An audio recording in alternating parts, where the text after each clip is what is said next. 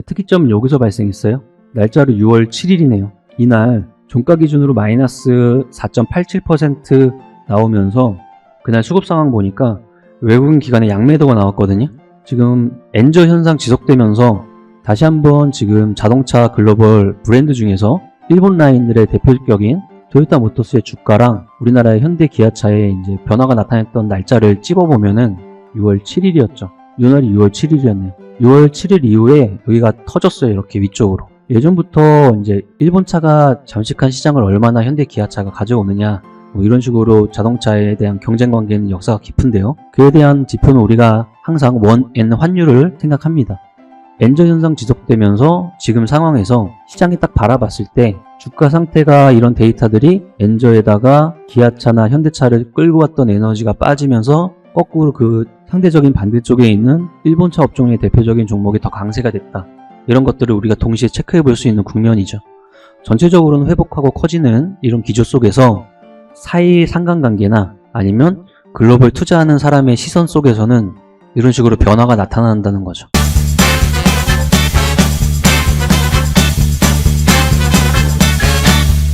안녕하세요, 몽당연필입니다. 주중 유튜브 시간입니다. 오랜만에 오늘은 리포트 볼 거예요. 하반기 전망 나오는 리포트 시리즈 중에서 메리츠증권에서 나온 자동차나 은행 관련 리포트네요.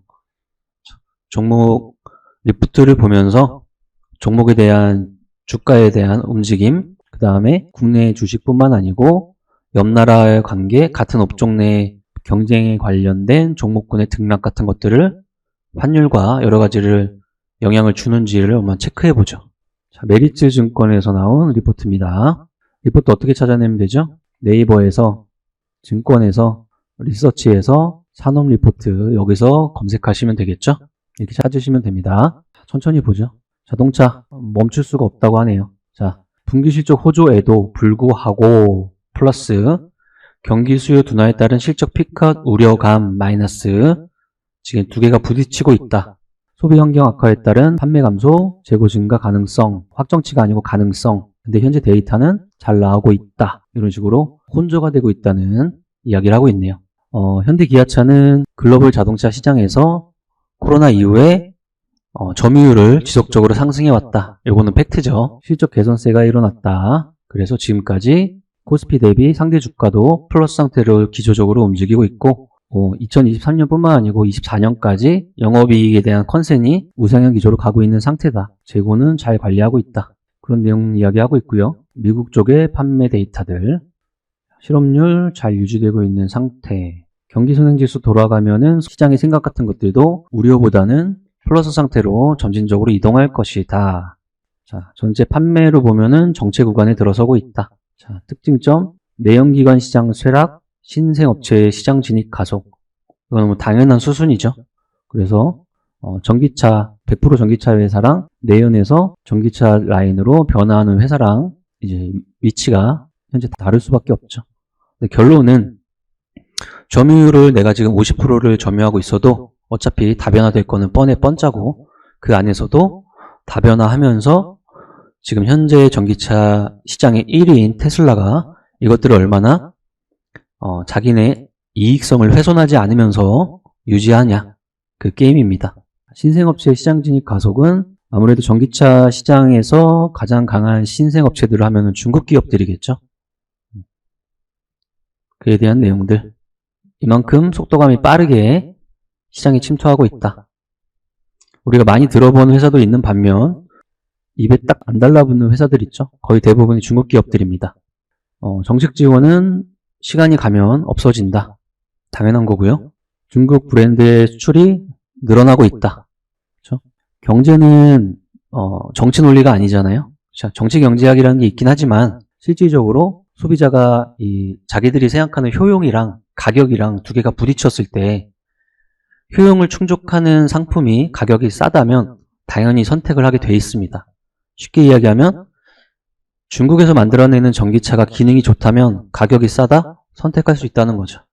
그런 현상은 지금 나오고 있다고 합니다. 자, 토요타, 혼다, 닛산 그에 대한 데이터들인데요. 이거는 전체적인 19년도부터 지금까지의 큰 데이터라면 최근의 주가 상황을 한번 볼게요. 자, 이게 토요타 모터스 ADR입니다. 미국에 상장되어 있는 토요타 모터스죠. 우리나라 기아차입니다. 자, 특이점은 추세적인 상승을 지속적으로 쭉 가져가다가 어제자로 일단 양선을 크게 한번 뽑아냈습니다. 수급 변화도 일어나면서 변곡 가능성을 일부 보여주고 있는 하루 이틀의 모습입니다. 특이점은 여기서 발생했어요. 날짜로 6월 7일이네요. 이날 종가 기준으로 마이너스 4.87% 나오면서 그날 수급 상황 보니까 외국인 기관의 양매도가 나왔거든요. 지금 엔저 현상 지속되면서 다시 한번 지금 자동차 글로벌 브랜드 중에서 일본 라인들의 대표적인 토요타 모터스의 주가랑 우리나라의 현대 기아차의 이제 변화가 나타났던 날짜를 찝어보면은 6월 7일이었죠. 이날이 6월 7일이었네요. 6월 7일 이후에 여기가 터졌어요. 이렇게 위쪽으로. 그렇죠? 예전부터 이제 일본 차가 잠식한 시장을 얼마나 현대 기아차가 가져오느냐 이런 식으로 자동차에 대한 경쟁 관계는 역사가 깊은데요. 그에 대한 지표는 우리가 항상 원엔 환율을 생각합니다. 엔저 현상 지속되면서 지금 상황에서 시장이 딱 바라봤을 때 주가 상태가 이런 데이터들이 엔저에다가 기아차나 현대차를 끌고 왔던 에너지가 빠지면서 거꾸로 그 상대적인 반대쪽에 있는 일본차 업종의 대표적인 종목이 더 강세가 됐다. 이런 것들을 우리가 동시에 체크해 볼 수 있는 국면이죠. 전체적으로는 회복하고 커지는 이런 기조 속에서 사이 상관관계나 아니면 글로벌 투자하는 사람의 시선 속에서는 이런 식으로 변화가 나타난다는 거죠. 본인 보유한 포트폴리오 내 종목을 보는 사람하고 그 포트폴리오 내 종목의 업종을 사는 리포트를 통해서 아니면 코스피 200의 대장주의 주가의 움직임을 통해서 체크하는 사람과 더 해외 시장의 주식과 같이 하는 사람이 탑다운이 한 단계 더 열려서 글로벌 주식과 비교하는 그렇다면은 이런 맥점 구간의 변화 같은 것들이 동시에 지금 보인다는 거죠. 이것도 가장 최근에 6월 초에 일어났던 재미난 현상이었습니다. 6월 7일 기아차에 이제 뭐 별다른 소식이 없는데 그냥 양매도로 외국인과 기관이 양매도로 그냥 매도를 치더라. 근데 그와 동시에 미국 시장에 상장되어 있는 토요타 모터스의 ADR은 급등을 하더라. 이런 것들 보면은 과거의 자동차 쪽에 일본차와 우리나라의 역사, 그 다음에 중간에 지표인 환율에 대한 변화 이런 것들을 알면 여기도 우수한 지표라는 거죠. 그런 것들이. 프리우스 모델 3 유럽 브랜드 지금 힘이 없다. 유럽 쪽에서도 우리나라 차들이 데이터가 잘 나오고 있다. 최근에 리포트 그렇게 나오고 있고요. 이거부터가 대단한 거죠. 테슬라와 테슬라 외로 싹 뭉쳐가지고 생각합니다. 중국 브랜드 유럽 시장에서 유럽 브랜드의 BEV 점유율 추월했답니다. 이런 거죠. 이게 뭐 유럽만의 문제는 아니죠. 그렇죠? 글로벌적인 현상입니다. 테슬라 같은 경우는 23년 하반기 내에 사이버 트럭 판매 시작을 전망하고 있기 때문에 이에 대한 소식도 개별적인 자동차 부품단에서 키워드로 일정으로 잡아볼 수 있겠네요. 지속적으로 낮아져온 테슬라의 판매 가격이 떨어지고 그에 해당되는 비용도 떨구고 Q는 늘려서 장악하고 그에 대한 경쟁력으로 후방 업체들을 고사시키고 이런 것들이죠. 어디에나 무슨 업종이나 상관없이 다 쓰이는 전략들입니다. 원가율이 20-30% 범위를 유지하고 있답니다. 자동차 산업은 중후장대 산업에 속하고요. 수출 산업이고요. 박리담의 구조의 산업이긴 합니다.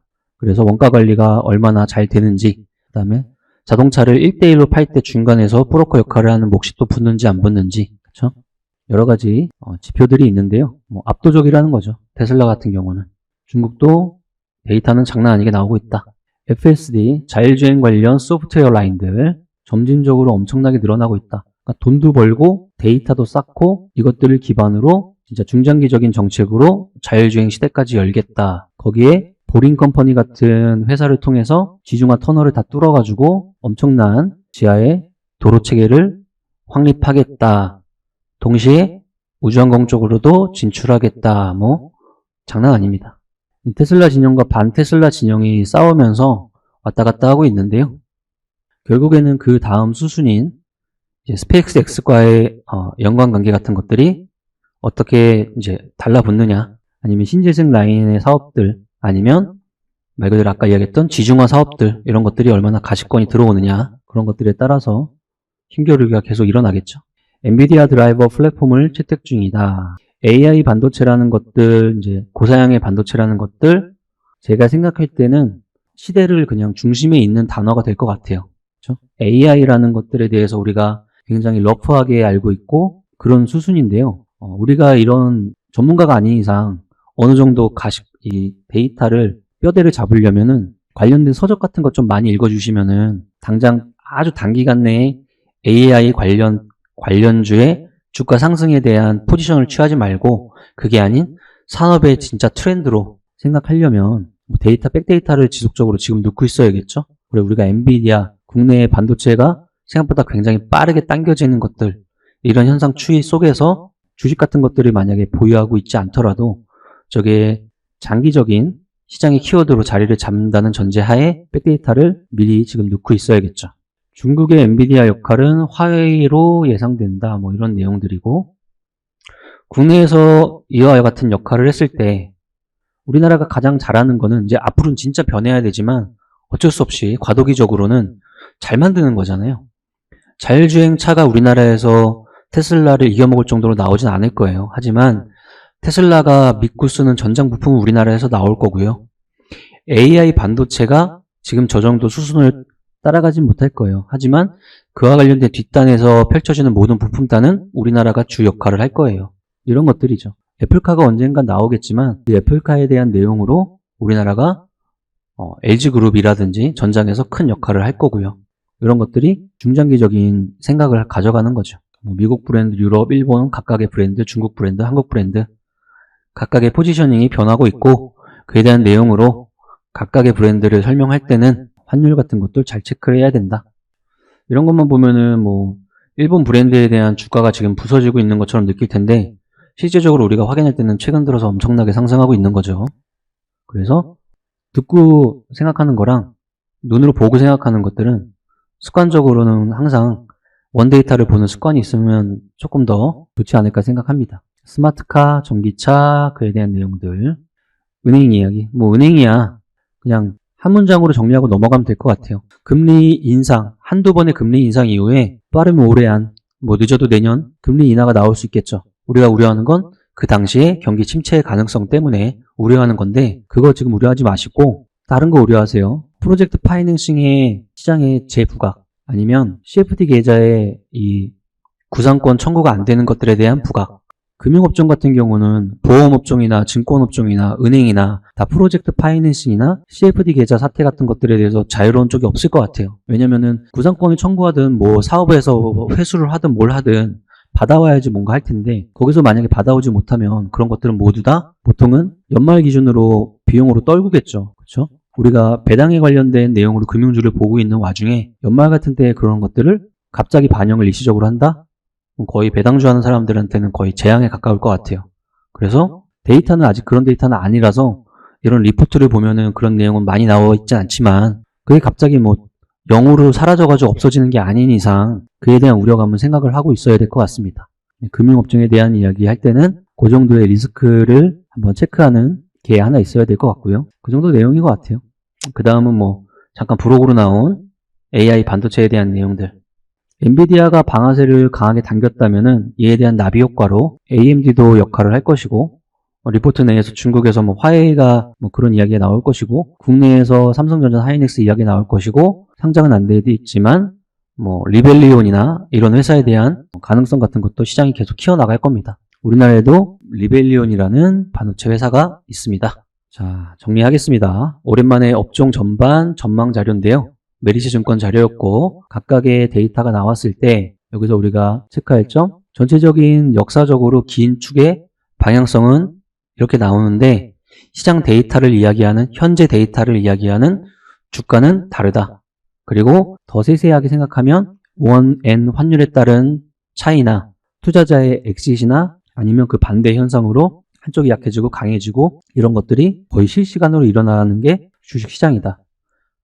결론은 포트폴리오 내에 내 종목만 맨날 찍어보지 말자. 그 종목에 속한 산업 리포트를 못 보겠다면 최소한 코스피 200의 대장주를 찍어봐야지 그 산업의 현재 방향성을 알 수 있다. 그 이후에 전체적인 공부를 더 해나가면서 탑다운 방식을 국내에서 해외까지 확장해서 각각의 나라의 대장주의 역할을 하는 종목군들까지 코스피 200 상위까지 확장을 해서 전 세계 시가총액 가장 큰 놈부터 거꾸로 가면서 탑다운을 위쪽에 하나 더 붙이면 거의 시장 방향성에 추적하는 것들이나 변곡 가능성 같은 것들을 트래킹하는데, 추적하는데 굉장히 좋은 습관이 되지 않을까 생각합니다. 자, 오늘 하루 늦은 주중 유튜브 시간이었고요. 이런 조금 주가의 등락률이나 호가창 보고 있으면 막 왔다 갔다 하니까 두근두근 하죠. 근데 그런 두근두근 함 뒤에 이렇게 지리지리한 백데이터의 공부가 깔려 있어야 그 두근두근함이 확률적으로 높은 두근두근함이 될 겁니다. 유튜브 회원분들, 그 다음에 우리 밸런스 투자 아카데미 회원분들 같이 열심히 공부하도록 하면 될 것 같습니다. 우리 밸런스 투자 아카데미 온라인 수업들, 그 다음에 강연회, 그쵸? 그리고 여러 가지 우리 장중 트레이딩 학습반, 탑30 정보 분석반, 종목 선정과 포트폴리오 운영반, 이 모든 단권을 묶은 프리패스와 이론 과정을 모두 묶은 평생회원, 여러 가지 단계가 있으니까 니즈가 있으신 분들은 늦지 않게 전화 주시고 문을 두드려 주시는 게 장기적으로는 성공으로 가는 지름길이 아닌가 생각합니다. 오늘 방송 이 정도로 마치겠습니다. 수고하셨습니다.